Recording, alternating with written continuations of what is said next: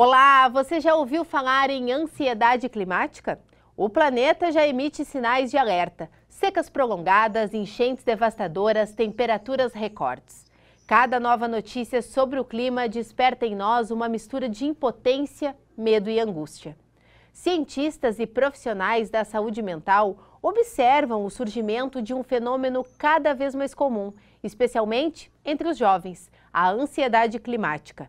Um sofrimento emocional provocado pela percepção das mudanças ambientais e pela incerteza sobre o futuro. O impacto das emergências ambientais não é apenas físico, mas é psicológico e existencial. E mais do que uma questão individual, ela nos convida a repensar nosso modo de vida, nossas relações e a forma como lidamos com o planeta.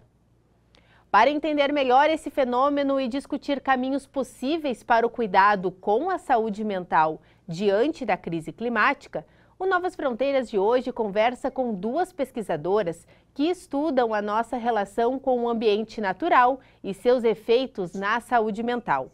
Recebemos Camila Bolzan de Campos, coordenadora do curso de Psicologia e pesquisadora do Programa de Pós-Graduação em Saúde e Desenvolvimento Humano da Unilassalle de Canoas, e Karina Boeck, coordenadora do mestrado em Ciências da Saúde e da Vida da Universidade Franciscana. Sejam muito bem-vindas ao Novas Fronteiras. Obrigada, tudo bem? Prazer estar aqui com vocês. Eu começo então perguntando para a professora Camila. Professora, como podemos definir então o conceito de ansiedade climática e como que ela se manifesta nas pessoas? A gente vai falar de ansiedade climática. Em primeiro lugar, é importante a gente fazer uma definição importante considerando a questão de psicopatologia, né? As pessoas geralmente, quando falam de ansiedade, elas já vão diretamente relacionar a uma doença, né, como a ansiedade. A ansiedade climática, ela não é ainda um diagnóstico previsto em manual. Tá? O que a gente tem identificado, né, de forma empírica em estudos, é que as pessoas que de alguma forma foram impactadas ou sofreram por desastres climáticos, elas apresentarão sintomas semelhantes ao da ansiedade no momento em que elas estão em situação de que possivelmente possa ocorrer um novo desastre climático, como por exemplo com a identificação da previsão do tempo, ou com a visualização das notícias, ou com os alertas da Defesa Civil. Então, pessoas que sofreram por desastres climáticos, e aí a gente pode falar não somente inundações, enchentes, mas outros desastres, elas estarão mais suscetíveis a ter essas reações semelhantes aos sintomas de um ataque de ansiedade, porém mais proeminentes em pessoas que já sofreram. Mas também podemos identificar em pessoas que não sofreram diretamente o impacto desses desastres, mas são pessoas sensíveis às questões ambientais, são pessoas que acompanham notícias, podem ser ativistas, que estão envolvidos com movimentos ambientalistas, e essas pessoas também, de alguma forma, mesmo não tendo sido impactadas, podem apresentar os sintomas de ansiedade climática. E professora Karina, de que forma a crise ambiental ela afeta o bem-estar e a saúde integral das pessoas no dia a dia? Bom, afeta diretamente, como a prof. Camila apresentou, especialmente sobre a ansiedade climática. A gente precisa entender que nós estamos falando de um sintoma que se refere a uma mudança corporal, de como nós vivemos as situações do nosso dia a dia, especialmente as situações que estão relacionadas com o nosso ambiente natural. E se nós pensarmos nos as nossas relações mais primordiais, que são relações humanas com o nosso ambiente de vida, isso se coloca de uma forma insegura. Então, ocorre quase com uma ruptura dessas relações, e a insegurança nessa ruptura nos coloca numa situação de estresse, de ansiedade, muitas vezes depressão. Então, são sintomas ainda subclínicos que podem aparecer, né, por conta dessas mudanças climáticas, mas ao decorrer do tempo, e se não verificadas, não tratadas adequadamente, elas podem ser no futuro vir a situações mais complexas de serem tratadas. Então, por isso, um bom acompanhamento é importante. E professora Camila, a gente vê vários relatos, então, de pessoas que têm o sentimento de culpa, medo, impotência, né, diante da crise ambiental. Como que a psicologia, então, ela pode ajudar a acolher melhor essas emoções das pessoas e transformá-las em atitudes mais saudáveis e também construtivas? Lembrando, então, que do dia 10 ao dia 21 de novembro, né, o Brasil vai ser o centro das discussões sobre a crise climática com a COP30 também, né? Bom, o que a gente precisa identificar? A questão da preocupação com as questões ambientais, a preocupação com a mudança climática, elas podem, de certa forma, desencadear essa sensação de que talvez não tenhamos tempo de agir de forma preventiva e talvez realmente tudo que já aconteceu no planeta, talvez nós não tenhamos tempo hábil para agir. Isso, de alguma forma, se identifica em algumas gerações. Algumas gerações já manifestam esse olhar para a crise climática como um olhar de desesperança, como um olhar de que realmente, se a gente agir no pequeno, a gente não vai conseguir um resultado no grande, né? No micro não vai impactar no macro. Por outra parte, a gente também identifica um elemento importante de trazer aqui, a questão da adolescência. Antigamente, né, a gente identificava os adolescentes muito ativistas, eles iam para a rua, eles faziam manifestações, e hoje em dia os adolescentes, eles têm uma outra forma de se manifestar, e por esse motivo, às vezes, a gente tem a falsa ideia de que eles não estão preocupados, embora eles se manifestem de uma forma diferente, eles também têm as preocupações, mas, ao mesmo tempo, cabe trazer que dentro do que é a manifestação da ansiedade climática, também existe uma reação interna de congelamento, de sensação de impotência, como tu mencionavas antes. E o que é importante? Importante que desde o ponto de vista da educação mental, da educação ambiental, da educação dentro da escola, fazendo conexões reais dos problemas ambientais, para que a gente deixe de lado aquela falsa ideia de que a mudança climática é algo que está distante de nós, como aquele urso polar em cima do iceberg. A mudança climática, ela está próximo de nós e é fundamental que a conexão dos problemas ambientais atuais sejam relacionados com o nosso cotidiano para que a mudança climática sim seja uma pauta do nosso cotidiano. E professora Karina, aproveitando a fala da professora Camila em relação à educação ambiental, a gente fala bastante sobre ações coletivas, políticas públicas, mas eu gostaria de falar sobre as ações individuais. Como que a educação ambiental, então, e a consciência ecológica, elas podem ser estratégias também para a gente cuidar da saúde mental em relação a esses aspectos? Tudo que a gente puder fazer em prol do nosso bem-estar e também do coletivo, nós estaremos auxiliando todas essas ações que são necessárias de prevenção e mitigação das mudanças climáticas, né? Especialmente a respeito da educação ambiental, o conhecimento científico, também o rompimento dessas fake news, né, e também descrenças que a gente vê muito divulgadas. Então, acho que a ciência ela auxilia muito nesse aspecto. A eco-ansiedade, especialmente, ou ansiedade climática, ou outros termos que se associam a mudanças comportamentais decorrentes das mudanças do clima, elas vêm desde o século XIX, mas é um termo muito utilizado no nosso século como a doença do século, né? Então, os sintomas relacionados, as doenças relacionadas às mudanças climáticas são realmente as doenças do século. E aí, com isso, a gente trazer essa educação ambiental e também levar para que essas crianças e adolescentes sejam ativistas, como a prof. Camila trouxe muito bem, a gente precisa de políticas, né, voltadas a maior resiliência, a um preparo urbano dessas questões de mudanças ambientais, as pessoas engajadas nessas mudanças também coletivas. Então, desde o individual, quando a gente pensa em nós mesmos, nós estaremos contribuindo para o coletivo. E a gente aprendeu isso na Covid, né? E não podemos esquecer de tudo isso que nós aprendemos na Covid. Então, é um momento, sim, de juntos nós pensarmos como que cada um pode contribuir para esse avanço de ações efetivas de mitigação e prevenção das mudanças, né?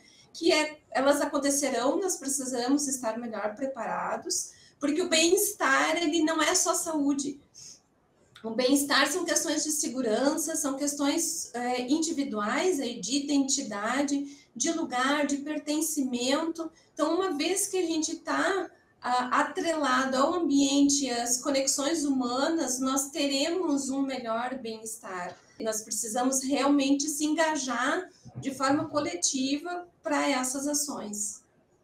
Professora Camila, em relação à sensação que muitos têm de que nada que fazemos é suficiente para mudar o cenário global. Muitos pensam, se cada um fizer a sua parte, a gente consegue mudar. Mas parece que esse avanço não é tão palpável nem tão visível no dia a dia.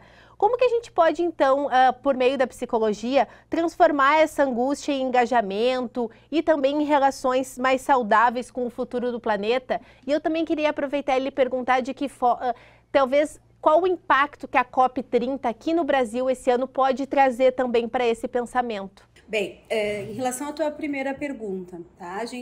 Há muitos anos, a gente vem discutindo comportamentos proambientais dentro da psicologia ambiental, como sendo os comportamentos que a gente dirige para o meio ambiente, pensando no cuidado e na manutenção, né, do meio ambiente. Então, seriam comportamentos de reciclagem, uso adequado dos resíduos, né, direcionamento adequado dos resíduos, uso equilibrado da água, da energia. Então, esses comportamentos são comportamentos por si só que já nos demandam um investimento de tempo. Não é qualquer pessoa que carrega sua ecobag dentro da sua bolsa para quando vai no mercado não usar sacola plástica. Então, é uma discussão de muitos anos que a gente tem de que realmente para que a pessoa execute esses comportamentos, ela precisa ter um certo nível de planejamento.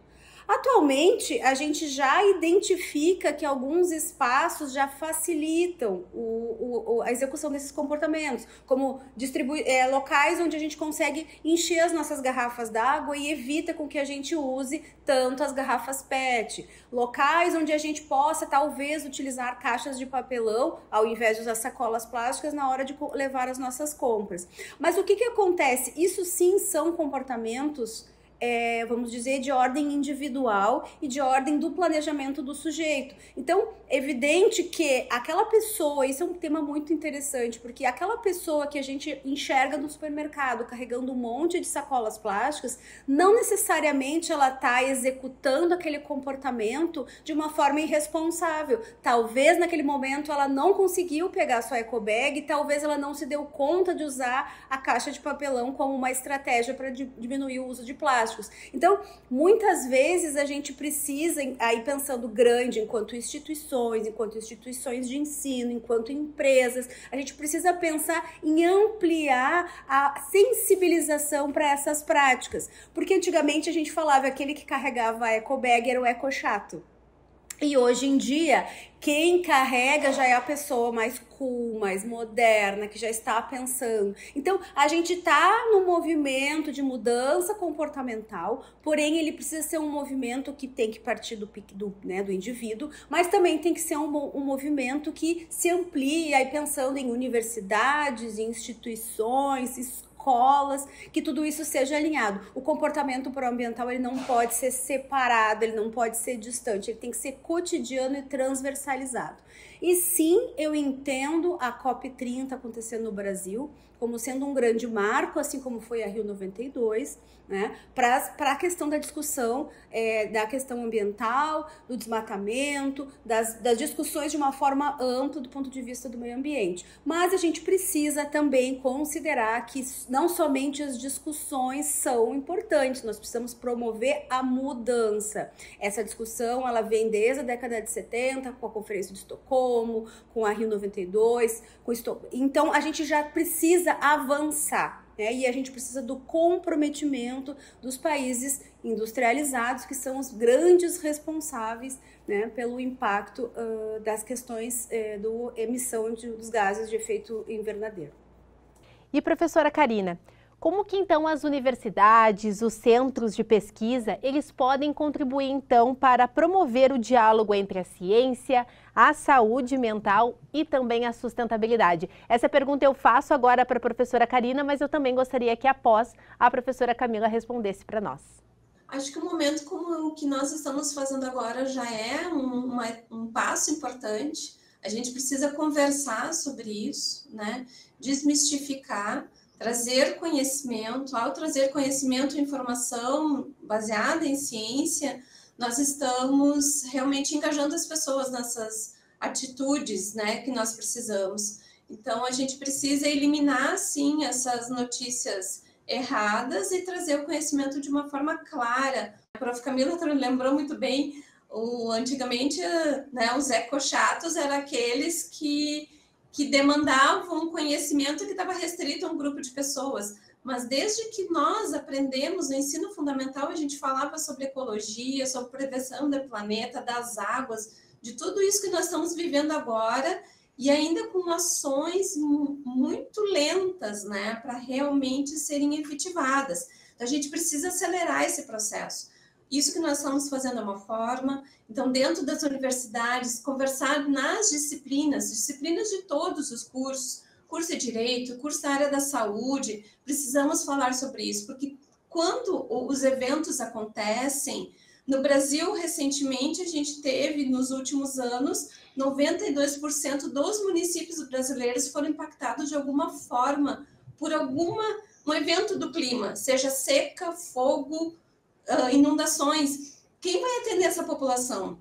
Né? Quem atende a população são os profissionais da saúde, são os profissionais que estão na gestão, e eles precisam, então, ter esse conhecimento de uma forma aprofundada. Então, disseminar quanto mais esses conhecimentos é importante para isso.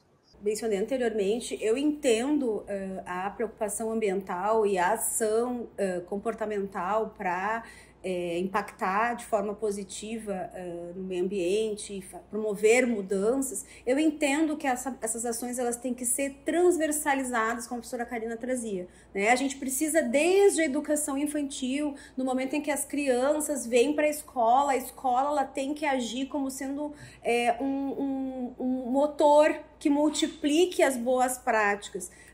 Não evitar comportamentos que de certa forma eles propagam, né, o comportamento destrutivo e o comportamento, por exemplo, de aumento de resíduos. Eu estou aqui pensando naquela escola que vai pedir para a família trazer um rolo de saco plástico para colocar as roupas sujas das crianças no momento em que manda para casa a mochila, né? Poxa, vamos pensar em como é que a gente pode sensibilizar as famílias para uma diminuição do uso de plástico. Como é que a gente pode sensibilizar as crianças para o desperdício de alimentação? Serve o quanto tu vai comer, não serve mais, né? Mas isso não é do currículo, mas isso transversalizado, no momento em que vai escovar os dentes, vamos pensar, vamos fechar essa torneira, vamos trazer a nossa garrafinha, né? E aí a gente vai ampliando e vai sistematizando esses comportamentos, que a criança vai chegar na escola e ela vai exigir da professora, por exemplo, uma pauta como essa. E ela segue o seu desenvolvimento na adolescência, ela vai continuar, vai se tornar algo automático, habitual.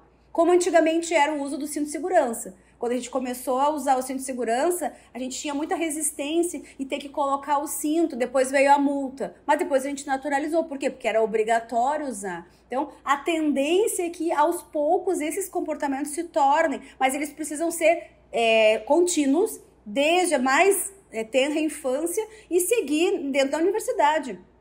Como a professora Karina falou, a gente precisa discutir dentro de todos os âmbitos, de todos os cursos, todos nós somos e seremos impactados. Então não é assim, só o pessoal da saúde ou só o pessoal da biologia, não, todos nós seremos impactados. Então a gente precisa transversalizar a discussão dentro de todos os âmbitos educacionais.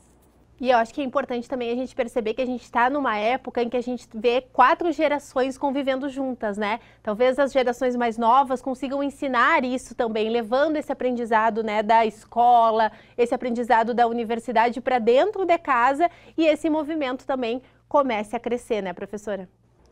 Com certeza, e assim, as crianças, elas são xerifes, entre aspas, né, desses comportamentos, elas vão identificar e elas vão falar, né, não é assim, vovó, não é assim, mamãe. Então, a gente vai aos poucos, mas assim, isso só vai acontecer se for sensibilizado, e mais, se ele for continuado também no ambiente doméstico, porque não adianta nada, lá na escola eu aprendo que não pode desperdiçar, eu aprendo que não usa sacola plástica, e em casa a mãe lá enche o pratão, eu como só um pouquinho, eu não quero mais. Sim, essa comida que sobrou, o que a gente vai fazer?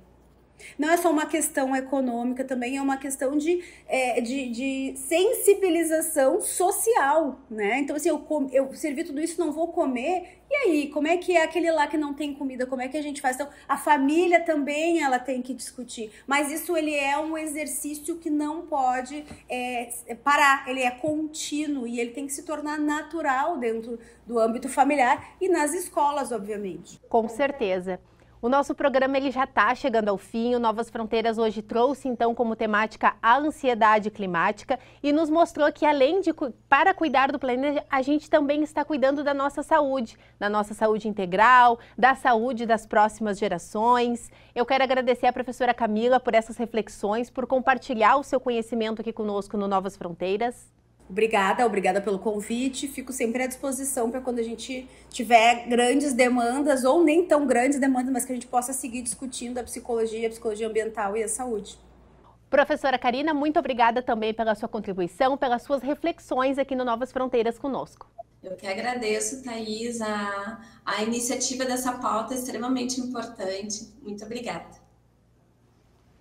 E a você que nos acompanha, fica o convite à reflexão. Como cada um de nós pode transformar a preocupação com o futuro em ação no presente? O Novas Fronteiras de hoje fica por aqui. Até o próximo encontro. Tchau!